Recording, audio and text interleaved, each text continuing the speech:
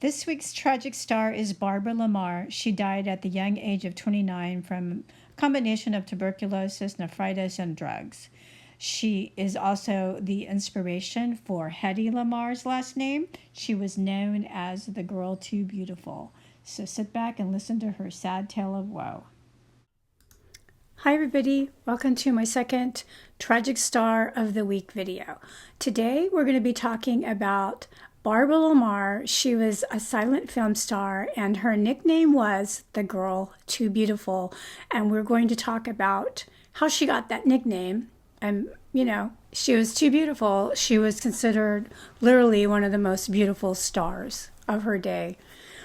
A lot of people see her pictures today and they don't understand it, but believe me when I tell you, she really was probably the most stunning star of that time period. And maybe she could even stand up to today's standards because I don't think they're that hot. I think she could probably stand up to the standards of the 40s and 50s as well. She was really, really beautiful. Anyway, Barbara La Marr had a kind of a turbulent childhood, and it wasn't helped by her beautiful looks. She was born to an illegitimate mother and father, and some people say that the mother was an aristocrat and the father was some sort of nobleman from Europe, but probably not, probably just some teenager. Anyway, she was adopted, and so she spent some time in a very middle-class family, and at some point I think they moved to Palmdale, California, and at some point, her half-sister named Violet decided that she just wanted to kidnap Barbara. Her and her boyfriend decided they were going to kidnap Barbara. I think Barbara was only 10 or 11 at the time, and just take her away. So that's what they did. The parents called the cops. The cops tracked him down, and the sister was like, oh, we were just, going on vacation, whatever. So they brought Barbara back. But that was the first of two kidnappings that would take place with Barbara. And who kidnaps their sister just because they think they want to kidnap their sister? That was a bizarre point in her life. Anyway, so Barbara became infatuated with improvisational dance. She was heavily influenced by the great Isadora Duncan, who was basically the pioneer of improvisational dance. So at a very young age, Barbara began to just twirl and dance to the rhythm of her own soul. And she must have been quite the sight. She was very young. I'm talking like 13, 14 years old. And she decided she was just going to run away from home and go to Los Angeles and dance on the stage for people. And that's what she did. So she was dancing up there on the stage professionally, twirling around in front of all these people. And I mean, literally, this must have made grown men weep, watching this child, this ravishing child up there dancing her heart out. Anyway, someone decided maybe it wasn't a good idea for somebody like Barbara to be by herself in Los Angeles when she was only 13 years old. So the cops found out, dragged her before a judge. The judge looked down and took one look at her, and he said, you're too beautiful and too young to be on your own in Los Angeles, young lady, and sent her right back to Palmdale where her parents were. But that nickname, too beautiful, stuck. There was Adele Rogers St. John, who was a columnist at the time, was in the courtroom, and she was looking for a story, and she latched on to this too beautiful girl, and she brought her back to the newspaper where she worked, and they did a two-page spread on Barbara the next day. So that was Barbara's first brush with international fame or national fame, whatever. Anyway, so as she's, I guess, one day kind of just driving around Yuma, Arizona, I guess, in a very slow-moving convertible, this cowboy comes riding up on a horse and sees her and kind of scoops her up out of the convertible and puts her on his horse, and they ride off into the sunset. And that was her first husband. And his name was Jack Liddell. And this romantic gesture must have worked on her, and she was very, very young anyway. And so she decided, okay, sounds like a good idea. Let's get married. So she married this guy. I don't think she thought it through because, he's lives in Yuma, Arizona on a ranch. So she's going to basically be stuck on a ranch in the middle of Yuma, Arizona. Okay, which was much smaller place than it is now. And he didn't actually live in Yuma. He lived on a ranch in the middle of Arizona somewhere. So she's on this ranch and she's not liking it. She's not getting all the attention she was getting back in Los Angeles. And they were fighting constantly. So I guess this guy had an epiphany and he storms out on her one night and he goes riding and he rode his horse in the pouring rain all night long. And when he came back, he was sick with pneumonia. And 3 days later, he died, which I guess kind of solved her problem for her. So, but here she is. She's a widow, and I don't even think she's 20 years old at this point. So she goes back to Los Angeles. This time she doesn't have to worry about her parents, I guess. She goes back to Los Angeles, and she goes back to her dancing career. And so it was during this time when she went back to LA that she began hanging out with a pretty wild crowd, and she began getting involved more into drinking. And it was at one of these wild parties that she was kidnapped again by 3 strangers at this party, and she was held captive for 3 days, in which time they did really horrible things to her, including the R word that YouTube doesn't like people to talk or say out loud, as well as they beat her and held her captive and starved her, and they finally let her go 3 days later.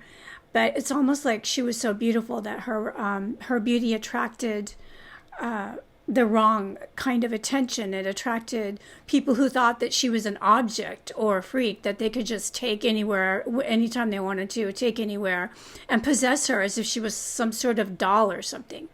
At any rate, around this time when she was reviving her dancing career and dancing in Los Angeles, she decided it would be a good idea to get married to some shyster guy who told her he was wealthy when he really wasn't wealthy. And within 24 hours, this guy was arrested and thrown in jail for bigamy because, oops, he was actually married to somebody else when he married Barbara. And while he was in jail, he banged his head so hard against the wall because they wouldn't let him out to see his wife, who was the most ravishing creature he'd ever seen on earth. He banged his head so hard on the jail walls that he got a brain aneurysm and died 3 days later, which I guess solved her problem. So anyway, she goes back to her dancing. She forms a dance troupe, a dancing duo with a guy named Phil Carville. And they took their act on the road and they danced all across the United States in elegant supper clubs. And she was a sight to behold. She would wear beautiful costumes. She was very, very young. She was up there doing her improvisational dance. Anyway, and she began to get noticed. So yes, she was really something. So, of course, back in Los Angeles, she decides she's going to try to write for the film industry because that's one of her great loves was writing. She really loved to write. So she became a screenwriter. But, of course, she was so beautiful. This isn't going to last very long. It's like Elizabeth Taylor sitting in a writing meeting, with a little pen in her mouth, trying to figure out what the next plot point's going to be. I mean, how long is that going to last, right? So, of course, they stuck her in front of the camera, and she began making films, and, of course, she was noticed right off the bat. Everyone thought she was the most gorgeous thing they'd ever seen in their lives, and audiences flocked to her movies. She was a big star. She made big, elaborate productions with elaborate costumes and elaborate settings. But of course, the pressure began to build on her, and she began to do more drinking. And she famously said she only slept 2 hours a night, and that she liked her lovers by the dozen. So, she was leading a very high-risk, high-stress lifestyle. She starred with John Gilbert in a film, and they began a passionate affair that ended rather badly. And the next thing you know, she's taken off for Texas. And then when she comes back from Texas, she's got an adopted baby. Now, we could speculate. Most people knew it wasn't adopted. It was her child. We don't know who the father was, but the lead suspect is probably John Gilbert. At any rate, they must have been amazingly beautiful together in their films. They were both gorgeous, smoldering to ashes in each other's arms in those silent, flickering films. That would have been a sight to see. Unfortunately, most of Barbara's films are lost. Most of it was made on the silver nitrate stuff that just crumbled to dust in the 1960s. Anyway, moving on. So Barbara is now a movie star, and she began, on one of her films, she slipped and sprained her ankle, and the doctor decided it'd be a good idea if she had some morphine to fix that right up so she could just keep on working. Well, morphine? Really?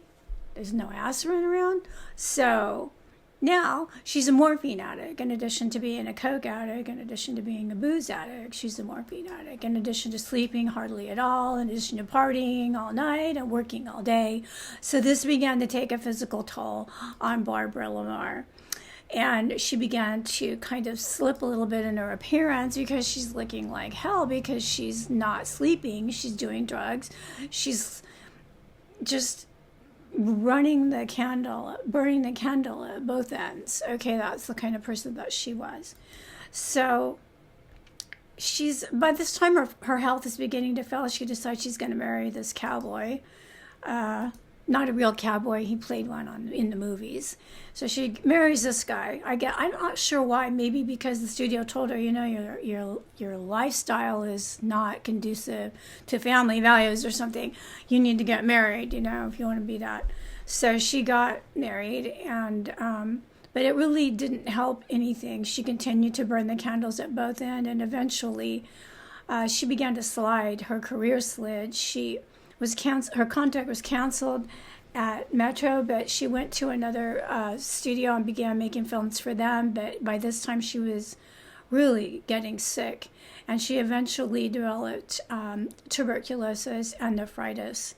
In the meantime, a man that you might have heard of, Paul Byrne, decided that he was going to swoop in and save her.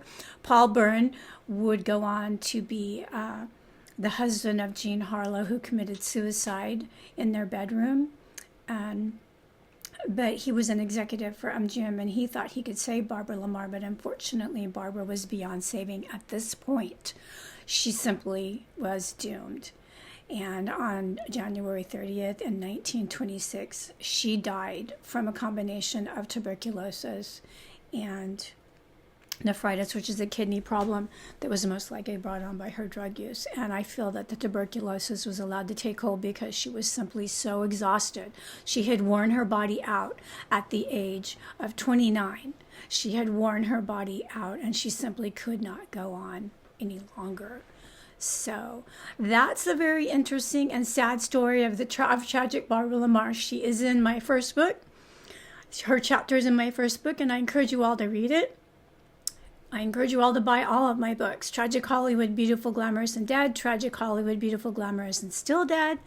And my novel, which I'm very proud of. It's a noir novel called Goodbye, Angel, Goodbye, When Dreams Aren't Enough. And it's loosely based on Thelma Todd's life story. So anyway, thank you for taking the time to watch my second video. I hope you liked it. If you did, please like and subscribe. Check me out on Instagram, Tragic Hollywood, and please check my Facebook page out, Tragic Hollywood, Beautiful, Glamorous, and Dead. And we'll see you again next week.